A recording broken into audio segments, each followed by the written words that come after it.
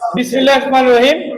নড়াইল জেলার তানভীর ফিলিং স্টেশনের ম্যানেজার নাহিদ সরকার এ ট্রাক চাপা দিয়ে হত্যাকারী ঘাতক ড্রাইভার সুজাত আলীকে যশোরের বাগারপাড়া হতে র্যাব 6 কর্তৃক গ্রেপ্তার। র্যাব প্রতিষ্ঠানলগ্ন হতে বিভিন্ন অপরাধের সাথে সম্পৃক্ত অভিযুক্তদের দ্রুত আইনের আওতায় আনয়নের ক্ষেত্রে অগ্রণী ভূমিকা পালন করে আসছে।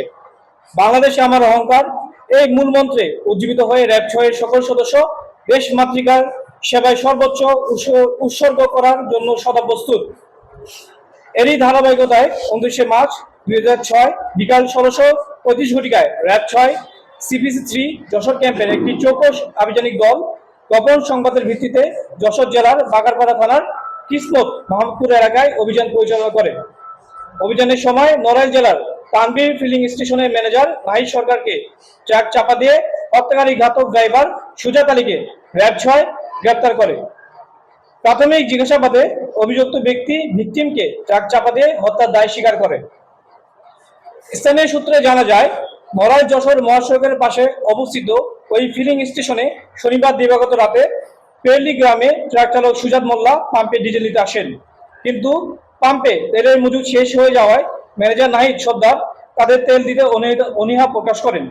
এতে ক্ষুব্ধ হয় ট্রাক চালক।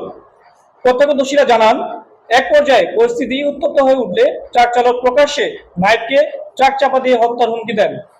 এর কিছু সময় পর প্রায় রাত 2টার দিকে কাজ শেষে নাহিদ ও তার সহকর্মী জিহাদ মোটরসাইকেলে করে নিজ গ্রামের উদ্দেশ্যে রওনা হন। ফিলিং স্টেশন থেকে মাত্র 100 গজ দূরে পৌঁছালে পেছন থেকে দ্রুত গতিতে এসে ঘাতক ট্রাকটি তাদের মোটরসাইকেলের উপর তুলে দেয় এবং ঘটনাস্থলে নাহিদ সর্দার নিহত হয়। গোয়েন্দা তথ্য প্রযুক্তির সহায়তায় আসামির অবস্থান শনাক্ত করা সম্ভব হয়েছে। যশোর জেলার বাগারপাড়া থানার কিসমত মাহমুদপুর এলাকা হতে হত্যা মামলার প্রধান আসামিকে গ্রেপ্তার করা হয়। এই বিষয়ে অভিযুক্তকে আরো জিজ্ঞাসাবাদ করা হচ্ছে, পরে আরো বিস্তারিত তথ্য জানানো হবে। ধন্যবাদ। আচ্ছা, উনি প্রাথমিক জিজ্ঞাসাবাদের পরে উনি স্বীকার করেছেন উনি সন্ধ্যা 6টা থেকে রাত 2টা পর্যন্ত পেট্রোল পাম্পে অবস্থান করেছিলেন তেলের জন্য। মানে এক পর্যায়ে তেল শেষ হয়ে যাওয়ার কারণে তাকে তেল দিতে যে ফিলিং স্টেশনের ম্যানেজার পারেন না, সে এইটার উপরে সে ক্রুদ্ধ হয়ে তাকে হত্যা করেন।